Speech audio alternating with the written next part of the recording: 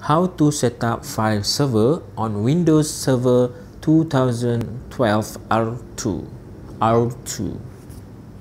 Okey, akhir amali kita nanti kita akan nampak paparan macam ni lah, network drive. Kita akan dapat lihat pada disk PC dalam server, ni dalam klien Windows 10 Pro. Klien kita dah ada network drive seperti dalam skrin yang anda tengah lihat ni. Macam mana nak buat? Jom kita tengok video ini.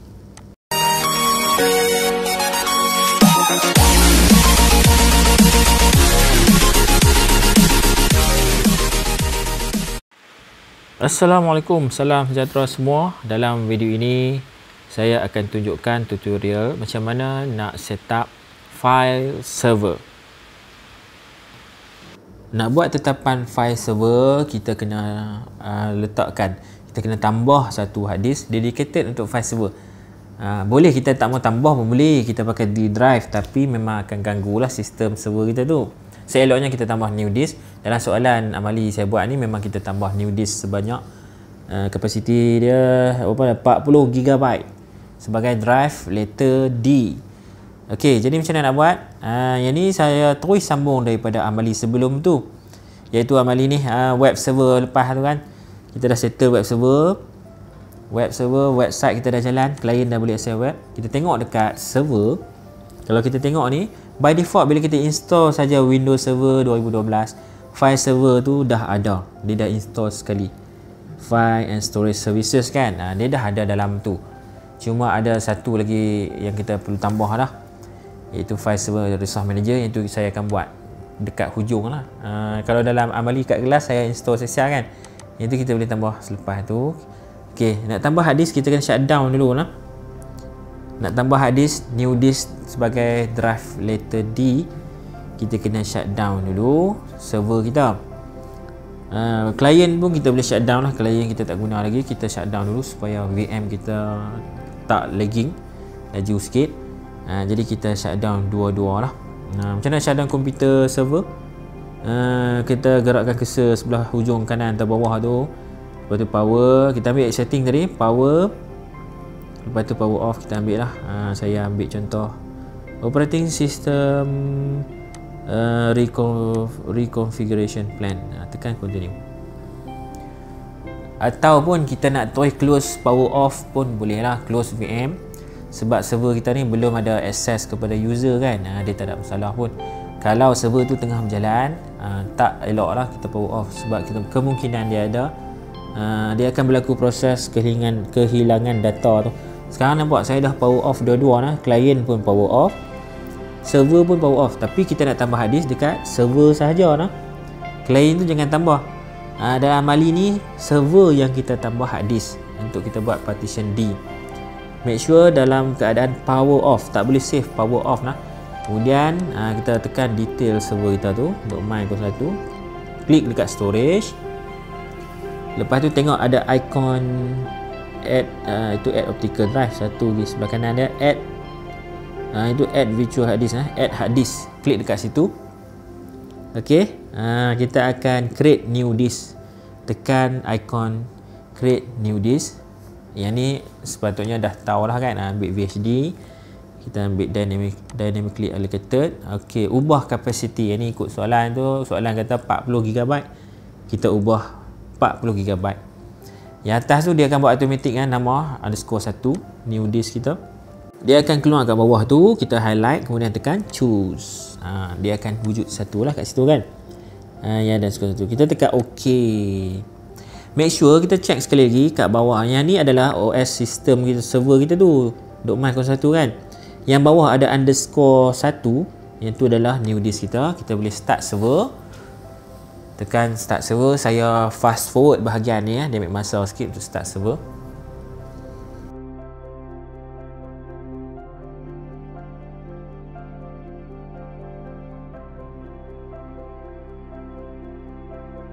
Tunggu sehingga server kita selesai loading.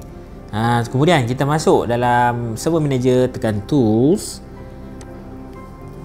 Lepas tu, sebelum tu kita nak tunjuk disk PC dekat Windows Server ni, pasal tak? Kita cuma ada satu saja partition, iaitu partition C. walaupun kita dah tambah new disk tapi kita tak initialize lagi kan. Jadi kita kena masuk server manager, tekan tools, lepas tu cari computer management, klik dekat situ computer management. ok, right. Lepas tu kita tengok kat bawah ada tak, cari disk management. Dalam storage, disk management, dia akan terus detect new disk. Nampak tak? Initialize disk, dia memang detect terus. Kita memang nak pakai satu partition, kita pakai default MBR lah, master boot record, tekan ok. ok, selesai. Tak selesai lagi, selesai initialize. Step dia adalah soalan dia nak drive letter D kan. Jadi sekarang kita tengok D, drive letter D siapa pakai. Ada optical drive tengah pakai D, nampak tak? Jadi sebabkan tu kita tak boleh lah format jadi D drive. Jadi kita kena ubah dulu. Klik kanan optical drive, change drive letter, kemudian tekan change, ubahlah guna drive letter lain. Contoh saya pakai G, saya pakai G lah. Jangan pakai D dengan E, sebab D dengan E kita akan pakai untuk file server, backup server E. Ubah pada G, tekan OK. Kemudian baru kita boleh format new disk. Klik kanan new simple volume, tekan next. Kita akan pakai keseluruhan capacity disk tu. Nampak tak dia dah detect D, tekan next. OK, tak payah ubah pun tak apa. Nak ubah ikut skor lah. Dalam soalan dia tak bagi tahu apa pun kan, kita next saja. Klik finish. OK, kita tunggulah sehingga selesai format. Ini dia akan buat quick format lah, tak lama lah, tunggu. Ok, clear. Nampak tak? Dia dah naik new volume D. Kita dah siap buat partition D. Jadi ada tetapan seterusnya, dia akan minta kita buat beberapa. Dia minta satu lah. Dalam soalan dia kata satu file saja. Ok, apa yang kita perlu buat ialah kita buka D drive, kita create satu folder bukan file, minta maaf, folder. Jadi buka, ini boleh tutup. Kalau tak mau tutup, tutup lah, lebih cepat sikit kan. Kita punya disk management ni kita close. ok, kemudian kita tengok pada folder ni, file explorer, disk PC. Nampak tak? Kita dah nampak ada partition D, new volume D. Jadi kita perlu buat satu folder, nama dia .my_share kan. Buka partition D. ok, klik kanan, tekan new folder, masukkan nama folder .my_shared. Yang ni ikut maklumat yang diberikan lah kan. Kalau kita jadi admin server, ikut suka lah. Mungkin folder ni boleh jadi nama syarikat, sub brand dan sebagainya kan. Ok, klik kanan dekat folder .my_share. Kita akan buat sharing permission tekan properties. Kemudian kita akan kita tekan tab sharing. Ok, seterusnya tekan advanced sharing. Dan check dekat atas tu ada text box, check box share this folder. Nama folder ni boleh ubah, selalunya kita ubah lah supaya tak sama dengan nama folder sebenar di server. Untuk amal ini kita tak perlu buat lah untuk pengenalannya kan. Tekan permission. ok, by default memang dia akan ada satu group. Kita kena tambah new group. Dalam soalan dia kata apa? Technical support kan. Kita tambah group technical support. Kita search add kat situ, lepas tu tekan tag, check name, dia akan detect technical support. ok, masuk, tekan ok. Lepas tu kita ubah, kita tekan highlight dekat technical support. Sebab technical support ni ada full access, full control dengan server, dengan folder ni kan. Jadi kita ubah permission sebagai allow full control. Tekan apply dan tekan ok. Okay, sekali lagi apply, tekan ok. Dua kali apply ok. Jangan silap pula, dia apply kat dalam, lepas tu dia cancel kat luar, tak jadilah. ok, next kita akan buat home folder path untuk setiap user technical support. Macam mana nak buat home folder path? ok, home folder path, nampak tak ada network path tu kan. Selepas kita buat sharing, jangan tutup lagi yang ni. Properties folder ni kita highlight dekat network path, highlight sampai hujung lah. Lepas tu kena tekan klik kanan, copy. Kalau nak type sendiri pun boleh lah. Kalau kita direct copy macam ni, lagi ok lah kan, tepat. Klik dalam server manager, tekan tools, masuk Active Directory User and Computers. Kemudian tengok dalam OU staff.my kita. Kita tengok technical support ni siapakah members dia. Ada 2 orang kan, Lee Geziao dan Manicom. Jadi 2 orang yang kita perlu letak, kita perlu set home folder. Kita boleh select dua-dua lah, kita buat multiple user selection. Select Manicom dengan Lee Geziao, klik kanan, properties. Okey, kemudian kita tengok dekat tab profile. Dia akan naik macam tu, properties for multiple items. Text profile, tekan dekat home folder. Lepas tu pilih connect di bawah tu kan. Soalan kita dia nak drive letter Q dan sambungan pass network dia adalah yang kita copy tadi. Dia ada backslash dia kan. Ini dalam folder yang kita share tadi, dia dah ada network pass, kita copy saja. Kemudian kita paste dalam Active Directory User Computer bagi setiap user member technical support. Okey, saya sorry. Okey, macam ni. Okey, make sure kita dah copy. Drive letter tu ikut soalan lah. Soalan kata QQ lah. Tekan apply, dia akan naik mesin ni. Klik OK to attempt update and user account. Tekan OK. Dan last sekali tekan OK. Maksudnya kita dah selesai home folder pass. Kita tengok satu-satu seorang. Saya tengok Lee Geziao, dia dah ada profile, home folder pass pun dah set. Manicom pun dah set. Kita buat tadi direct dua-dua orang tu kan.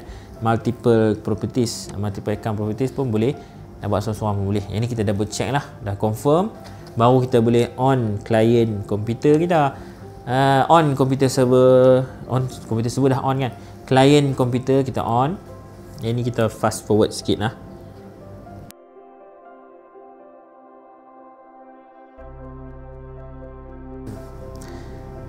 Alright, kita akan login user account daripada domain. Zafran bukan ahli kumpulan technical support, jadi tak nampak draft letter. Kita akan pakai user daripada grup technical support. Contoh manicom.s. Manicom anak lelaki Surindran kan. Manicom.s. Manicom. Okay, manicom.s.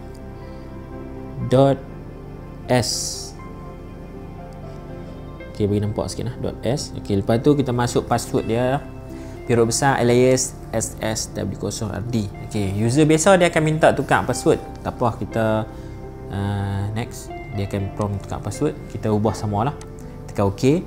Masukkan password sama. Kita tambah 1, 2, 3 saja belakang.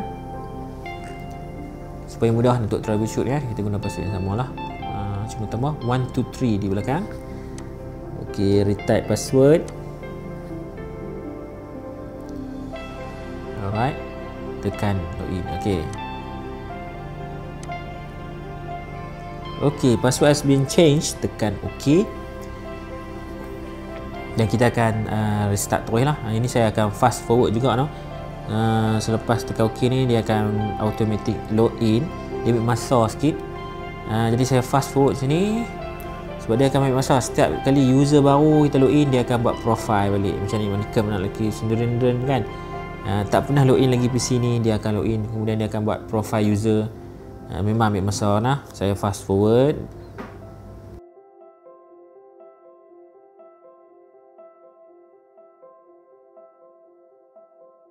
Tadi saya fast forward 50 kali tu. Kelajuan 50 kali ganda. Settle lah, dah login masuk.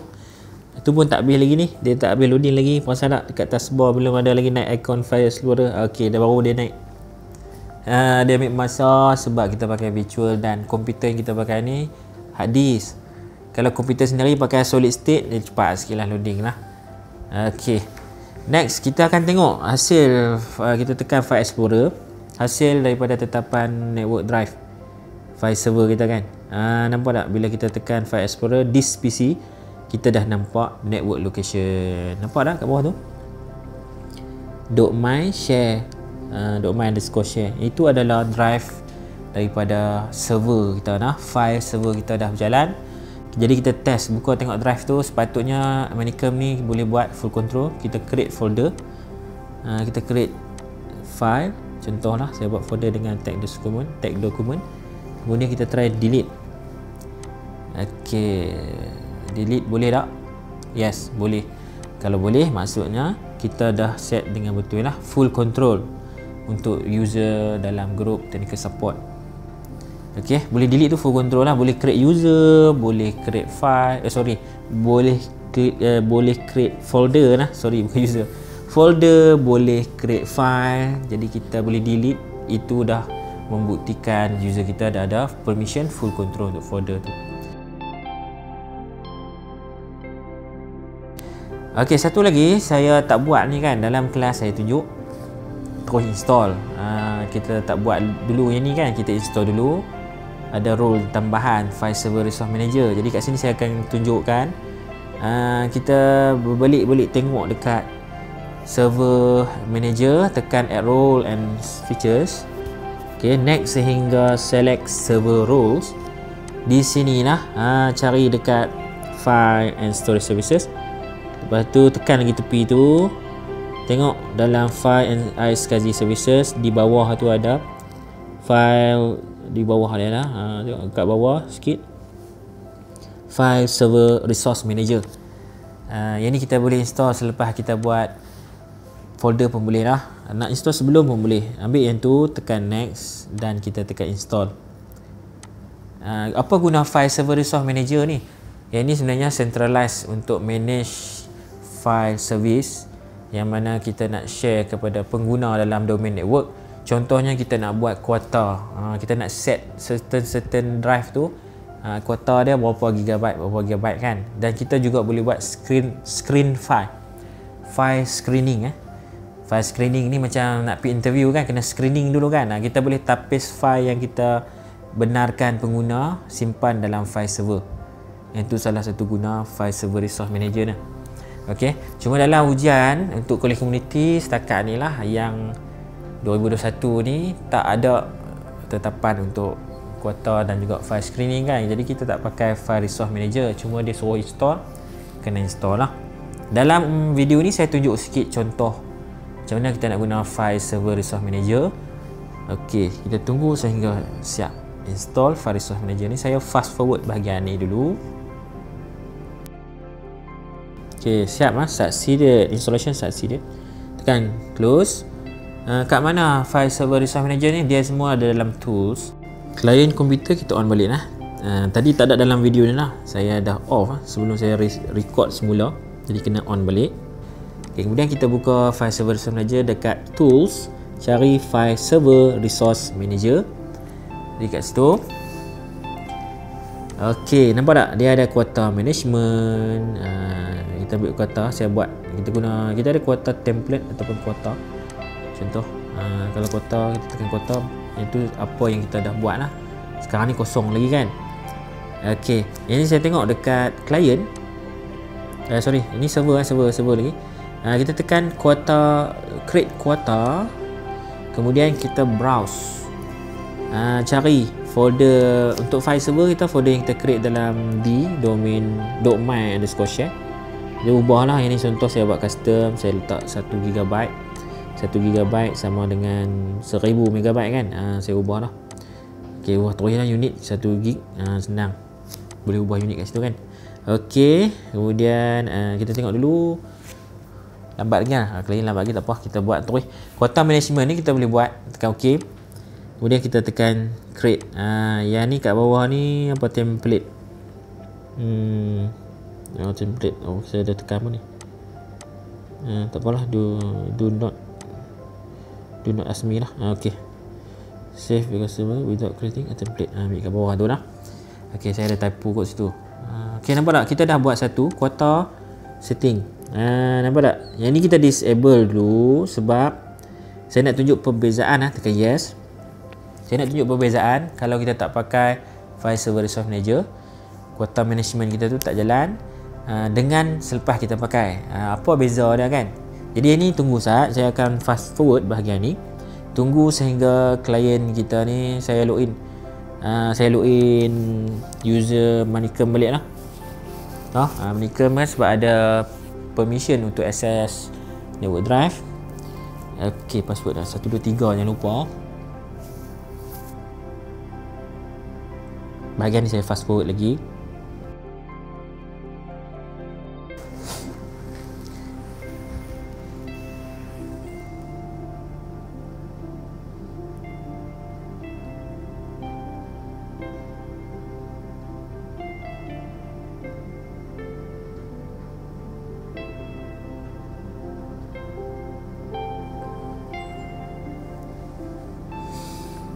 Lama no. Oh, lama.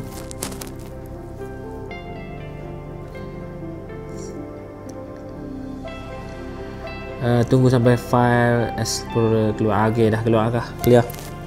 Boleh tekan file explorer, tekan kat situ.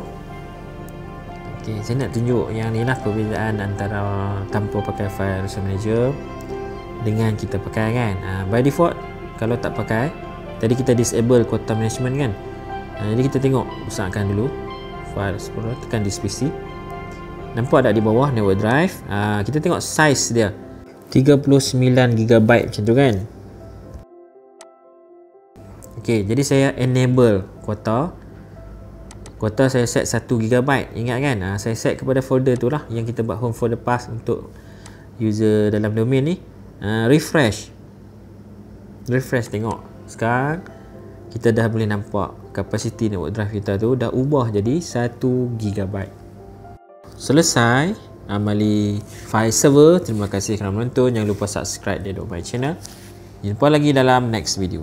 Assalamualaikum dan bye bye.